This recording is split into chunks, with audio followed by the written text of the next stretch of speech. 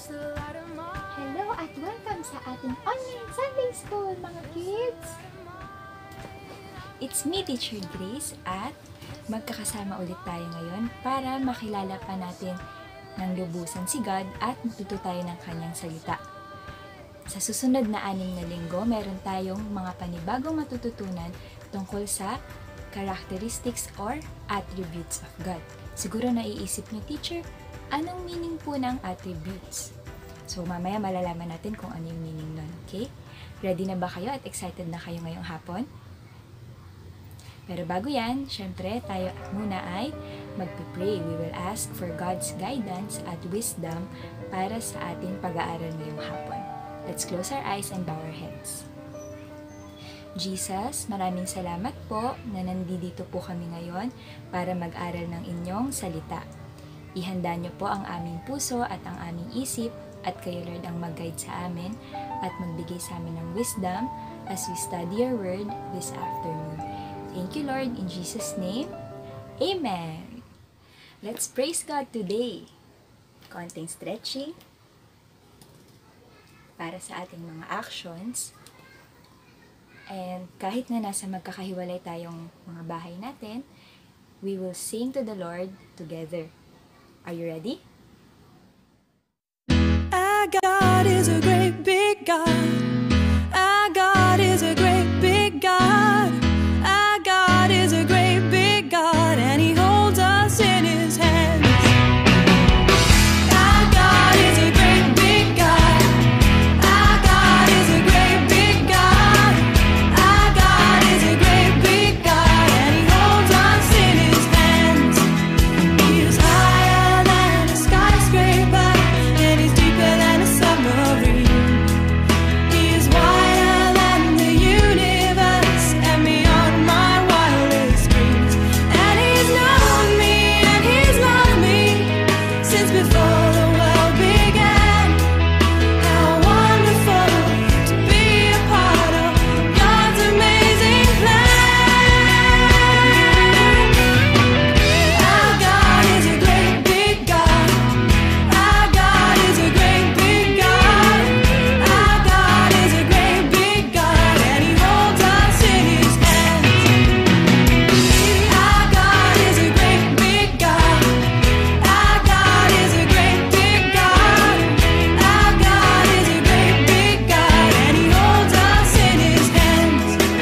He is higher than a skyscraper and deeper than a submarine. He is wider than the universe and beyond my wildest dreams. And He's known me and He's loved me since before the world began.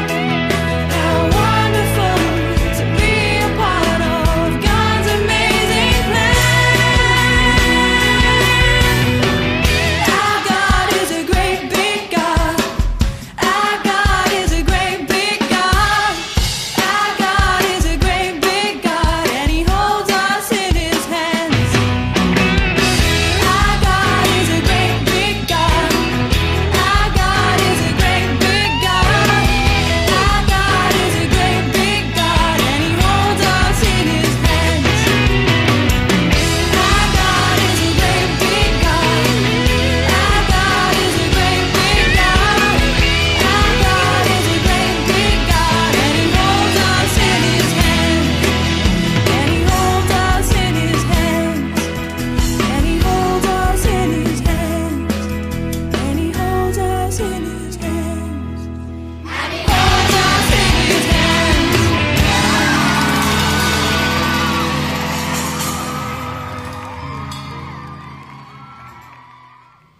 Let's clap our hands to our great and big God. Amen. Alam niyo ba, yung kinanta natin ngayon ay related sa ating topic for today at sa mga susunod na Sundays?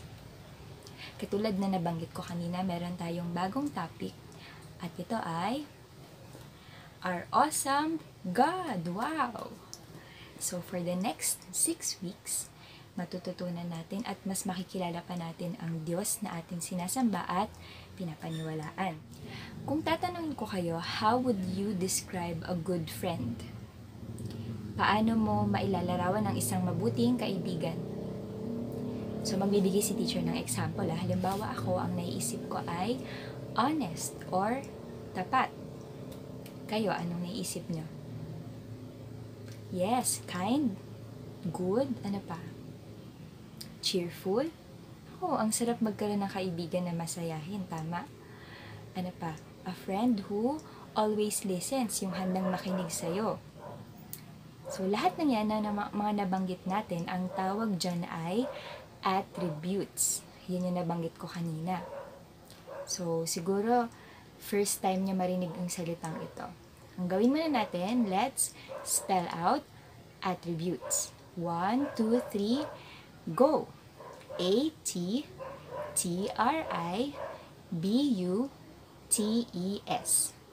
Attributes. Attribute describes what a person is like. Sa Tagalog, attributes daw, ito ang naglalarawan sa isang tao. At hindi lang ito limited sa physical na katangian. Katulad ng mga nabanggit natin kanina, mabuti, tapat, masayahin, those are attributes. Ngayon, nag-request ako sa inyo, send a video, i-share nyo sa atin, sa bawat isa, kung ano yung 3 attributes nyo. Bakit natin to gagawin? Para mas makilala pa natin ang isa't isa kahit tayo ay magkakalayo. Pakinggan natin yung attributes ng mga classmates natin, okay? Hi, I'm CJ.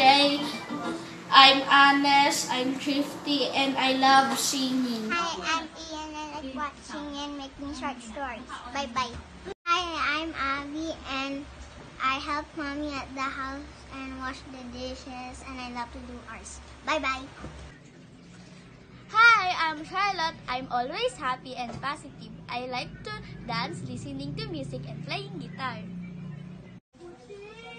Hi. Hi. Hey, I'm Jeremiah. Happy and kind. Mahilig po ako mag-basketball. Hi, I'm Jessie and I'm cute and I'm kind to my friends and I love to play with my friends. I love you. Keep safe. Hi, I'm Jaira. I'm happy and strong and I like to sing. Hi, I'm Ayesha. I'm friendly and kind. I like to dance ballet. Hi, I'm Ayan. I'm kind and cute. I like to dance ballet and I like K-pop song. Hi, my name is Maya PB Silandingin. I'm 8 years old. I'm learning to play keyboard. My favorite food is adobo. Hi, my name is Jeremiah Luis Cachero. I am 12. I like to play video games. I like to play the piano. Hi, my name is Hannah Victoria S. Cachero. My age is 10 years old. And I love art and playing with my siblings. Wow! Dahil sa ating activity, mas lalo natin nakilala yung isa't isa. Alam niyo ba yung mga attributes ng isang tao? It takes time bago natin malaman ito. Halimbawa sa kaibigan natin, hindi naman natin agad malalaman na siya ay masiyahin o matalino sa unang beses pa lang natin siya na nakikita, tama ba? Kailangan we spend time with the person para malaman natin kung ano yung attributes niya. And alam niyo ba na si God ay meron ding mga attributes? Mababasa natin to sa Bible. Napakadaming attributes ni God. And as we get to know God better and even more, marirealize natin how great He is at we will want to worship and honor Him even more. So for the next 6 weeks, we will learn 6 attributes of God. And ngayong araw, meron tayong malalaman na isa. First attribute na matututunan natin ngayon is, our God is sovereign. Sabihin nyo nga, sovereign. Siguro, katulad ng word na attribute, yung sovereign, first time niya din siyang narinig ngayong araw. At dahil dyan, aalamin din natin kung anong meaning ng sovereign. Today, we will answer 5 questions para mas maintindihan pa natin what does God being sovereign mean. Question number 1. What does the word sovereign mean? Anong ibig sabihin ng word na sovereign? Ang salitang ito ay mahahati natin sa dalawa. Sove at reign. Ang meaning ng sove ay over all. Sa Tagalog ay sa lahat. Ang meaning naman ng reign ay to be in charge and to have power to rule. Sa Tagalog ay naghahari. Siguro naiisip nyo ngayon ang kingdom at king. Well, tama kayo ng idea. Kung pagsasamahin natin ang meaning ng sove at reign, it means to rule over all, o sa Tagalog, naghahari sa lahat. Yes, God is sovereign. He is in charge over everyone and anything sa lahat ng oras. Question number 2. Who gave God the right to be in charge? Siguro naiisip niyo yun. Teacher, kung si God ang naghahari sa lahat, sino naman ang nagbigay sa kanya ng karapatan na maghari sa lahat? Ang sagot dyan ay, God is in charge kasi siya ang lumikha sa atin. He is our creator. Hindi niya kailangan na bigyan ng power because He Himself ay powerful. Natutunan natin yan sa ating lesson about creation, 'di ba? God created everything. God created you and me at ang buong mundo. At sa lahat ng ginawa ni God, you are the most special to Him. Remember this, kids, God loves you at siya ang lubos na nakakakilala sa iyo. He knows kung ano yung naiisip natin, ano yung gusto natin, o ano yung ayaw natin. And God knows when we sin and do wrong. Lahat tayo ay nagkasala, sabi yan sa Bible. At si God naman ay perfect. At dahil doon, He must punish sin, and the punishment is death. Dapat tayo ang makakaranas ng death. Pero dahil si God ay sovereign at mahal niya tayo, gumawa siya ng paraan para tayo ay maligtas. God sent His perfect Son, Jesus, to take the punishment for our sins. He died on the cross for us, He was buried, at after 3 days, siya ay nabuhay muli. Kung ikaw ay naniniwala kay Jesus at sa kanyang ginawa para sa atin, kung tinanggap mo na siya as your Lord and Savior, makakasama mo si God sa heaven forever. Question number 3. What is the Trinity?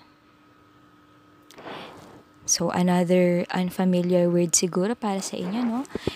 God is one in 3 persons. Ano yung 3 persons? God the Father, God the Son, si Jesus, and God the Holy Spirit. The Trinity have the same attributes. So, it means God the Father is sovereign, God the Son is sovereign, and God the Holy Spirit is sovereign. They are all equal. Question number 4. How long will God reign over all? Yung mga kings sa mundo, alam natin na may katapusan ng kanilang paghahari. Pag sila ay namatay, mamanahin ng kanilang anak yung pagiging hari. Pero si God, ang sabi sa Exodus 15:18, the Lord will reign forever and ever. Noon, ngayon, at sa future, si God ay maghahari. and He is greater than any problem na mararanasan natin. Lagi nating tatandaan na God is in control and He is sovereign. Okay, our last question. What do we do when we have problems? Alam ko kahit bata kayo, meron kayong mga problema. Kasi lahat naman tayo ay nagkakaroon ng problema. Ano ang dapat nating gawin? Una, think. Sabihin nyo nga, think. Yes, we will think God is in control. Sabihin nyo nga, think God is in control. Go. Yes. Pangalawa, thank. Sabihin nyo nga, thank. Yes. Thank God for being sovereign over all. Meaning, walang malaking problema na hindi kayang lutasin ng Panginoon. And last is, ask. Say ask. We will ask for His help as we face any problem. Hihingi tayo ng tulong sa Kanya kapag tayo ay may problema kasi hindi natin kaya ng tayo lang. We need God. So ano nga ulit yung tatlong gagawin natin? Think, thank, and ask. Remember, we can trust God in all things. At ang first step para magtiwala kay God is to accept Jesus as your Lord and Savior. Tinanggap mo na ba si Jesus as your Lord and Savior? Kung hindi pa, would you like to accept Him as your Lord and Savior today? Kung oo, sundan mo lang ako sa prayer na ito. Lord Jesus, ako po ay makasalanan. Maraming salamat po kasi binigay niyo po ang inyong buhay para ako po ay iligtas. Patawarin niyo po ako sa aking mga kasalanan at linisin niyo po ang aking puso. Iniimbitahan ko po kayo sa aking puso. Kayo po ang maghari dito mula ngayon. In Jesus' name, Amen. Wanna know? Para sa ating wanna know portion this Sunday, ang ating question is, why does God allow bad things to happen to Christians? Bakit kaya pinapahintulot ng Diyos na makaranas ng struggles yung mga Christians? Alam niyo ba, kahit kaming mga adults, tanong din namin yan minsan. Una, dapat natin maintindihan na ang mga bad things, hindi yan galing kay God. Remember sa story ng creation, when God created everything, anong sabi ni God? It was good. It was good. Pero, bakit tayo nagkaroon ng bad things sa mundo? Because when sin entered the world, nagkaroon na ng mga bad things. Ang promise sa atin ni God, sa ating mga Christians, is kahit may mga bad things, iaalaw niya ito para mag-produce ng good things sa atin. Hindi pinangako ni God na kapag tayo ay naging Christian, hindi na tayo maghihirap kasi namumuhay pa tayo sa mundo na imperfect at may kasalanan. Pero, alam niyo ba, someday, babalik si Jesus at magkakaroon ng new heaven at new earth at wala ng kasalanan at bad things sa mundo. Pero, hanggang nandito tayo sa mundo, naghihintay tayo sa pagdating ni Jesus, meron tayong tatlong maiintindihan na bagay kung bakit inaalaw ni God na mangyari ang mga bad things sa Christians. Halimbawa, yung coronavirus ngayon, di ba? It's a bad thing. Pero, sa mga nangyayari, may mga magagandang bagay na napoproduce sa atin. Una, sabi dito, suffering will help your faith to grow. Nare-realize natin na hindi natin kaya mag-isa. Kaya, tayo ay mas magtitiwala kay God. So, yun yung una. Suffering will help our faith to grow. Pangalawa, God may use suffering to show His love and kindness para yung iba din ay magtiwala sa Kanya. So, halimbawa ako, Christian na ako, may mga nangyayari na bad things sa akin. Pero, despite ng bad things, nakikita ko na si God ay loving, He is kind and faithful. At kapag shinare ko yung story ko sa iba, sila din ay magtitiwala kay God. So, yun yung pangalawa. And pangatlo ay, God wants us to do something. Merong gusto si Lord na ipagawa sa atin. Baka may kailangan tayong baguhin sa ating sarili, o may kailangan tayong gawing desisyon. Kaya tayo nakakaranas ng suffering. Medyo malalim, no? Pero, I hope na even ngayon na bata pa lang kayo, maintindihan ninyo na kapag tayo ay nakakaranas ng hindi maganda, hindi ibig sabihin na hindi na tayo mahal ng Diyos.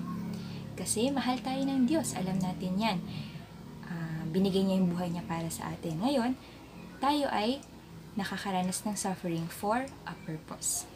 Laging may purpose kung bakit inaalaw ni God. Sabi sa Romans 8:28, all things work together for good to them that love God. So, kasama doon yung bad things. Kahit bad siya, sa dulo ay magpaproduce ng good. And medyo malalim lang, pero I hope na kayo ay na-encourage din, lalo na ngayon na may coronavirus sa paligid natin. Minsan siguro naiisip nyo, kung mahal tayo ni God, bakit hindi na lang mawala yung virus? Pero, God allows it kasi merong good na mapoproduce ito sa atin. So, ako halimbawa, dahil sa coronavirus, alam niyo ba, mas marami ng oras ang nasuspend ko kay God sa isang araw kasi nasa bahay lang ako. So, nakikita ko yun as good thing. Kayo, ano na yung good na na-produce sa inyo, nagsimula yung quarantine or nagsimula yung COVID at nasa bahay kayo? May naisip ba kayo? Mas naging masipag ba kayo sa gawaing bahay? Mas naging masunurin kay mami at daddy? Okay, very good. Ngayon naman, let's have a review. Ang lesson natin today, medyo level up tayo ngayon. Wala na tayong choices. So, try natin sagutan yung mga questions kahit walang choices, okay? 5 questions ulit. Question number 1. What attribute of God did we learn today? Sige, bibigyan ko kayo ng clue. Starts with letter S. Very good. Our God is sovereign. Question number 2. Why is God in charge? Yes, because He created everything. Very good. Question number 3. How long will God rule over everything? What's your answer?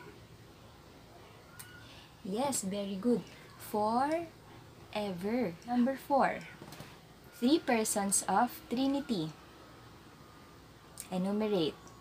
1. God the Father. Very good. Next, God the Son. And the last is God the Holy Spirit. Very good. Last question. What are the 3 things we can do when we face problems? Okay, isa-isahin natin. Number 1, think. What will we think about? Na God is in control.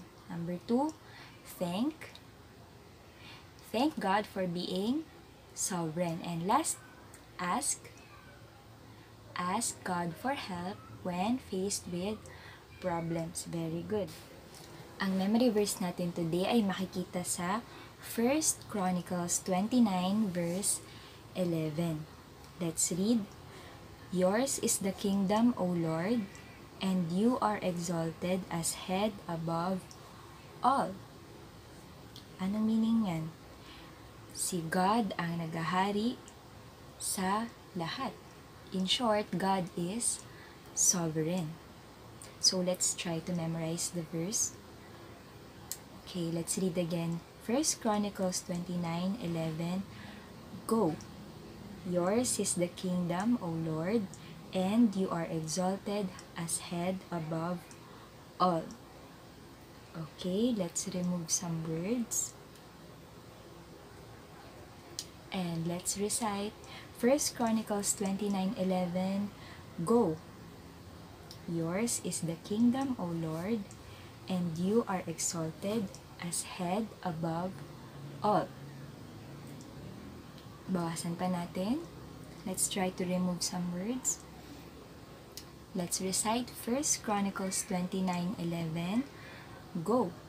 Yours is the kingdom, O Lord, and you are exalted as head above all. Okay, let's try. Try natin recite from memory. 1 Chronicles 29:11. Go.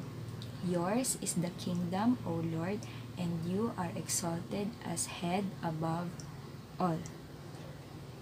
Sige, kayo lang. 1, 2, 3, go!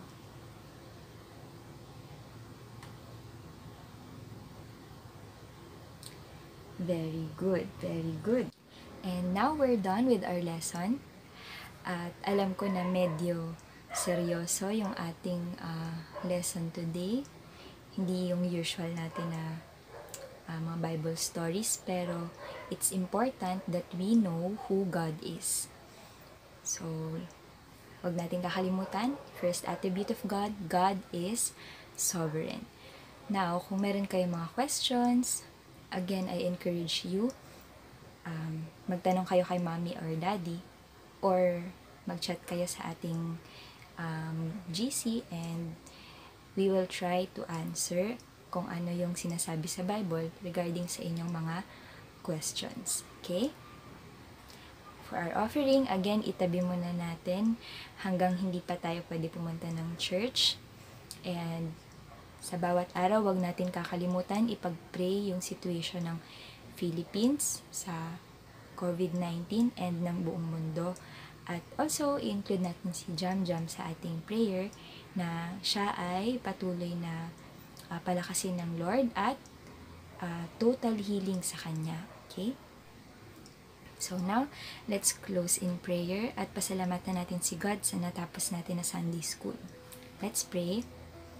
Lord Jesus, maraming salamat po sa aming natutunan sa hapon na ito that you are sovereign, Lord. You rule over everything and everyone, Panginoon.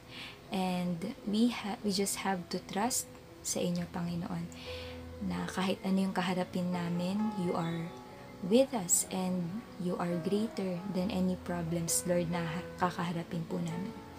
Lord, patuloy namin pinagpipray ang bansa at ang buong mundo sa gitna po ng COVID-19 pandemic. Lord, continue to give us strength and hope in the midst of this, Panginoon.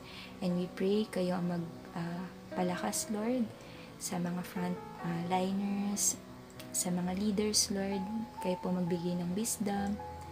And we continue to pray na makahanap na po, Lord, ng lunas sa COVID-19. Lord, tinataas din po namin sa inyo si Jam Jam. Kayo, Lord, ang patuloy na magpalakas sa kanya. Hipuin niyo po siya ng inyong mapagpagaling na kamay, Panginoon. At totally, Panginoon, mahil po siya in the name of Jesus. Lord, we thank you for everything. At nagpapasalamat po kami, Lord, na kahit magkakahiwalay kami, we can be together sa aming puso at we can still grow together, Lord. We thank you, Lord, and we love you. In Jesus' name we pray. Amen and amen. Bye! And see you again next week sa ating online Sunday School. Bye!